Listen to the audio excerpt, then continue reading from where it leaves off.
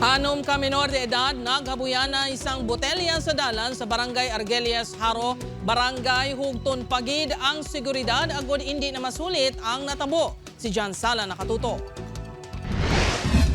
Makitaan sa video mga kabataan kay Ning nagalakat sa dalan samtang nagasinggitanay. Nakuha ng video matapos maghabuyan na isang botelyang anong tanan ka mga kabataan sa tunga sa dalan nga sakop sa Barangay Argelias, Haro kagabi.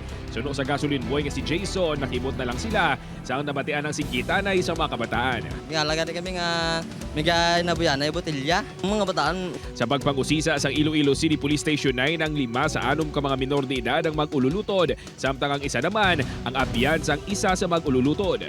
Ginapahayag nga nakabai sang isa ka minor de edad ang kahagugmas ang yautod nga nangin rason sang kinagamo. Gi-turn over na lang siya dayon sa parents kay nagabuti ang mama.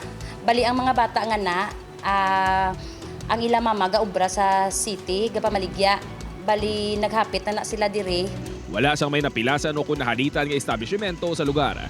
Tagabanwas ang pabiyang mga minor de edad kag nagupod sa ilang ginikanan nga nagpamaligya sa lugar. Nagliw-liho sa dalan ang mga nasambit nga kabataan sang natabo ang gamo.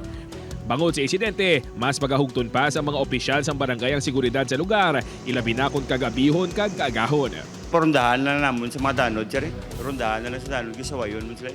Upod kay Hans Desierto, John Sala. 1 Western Visayas.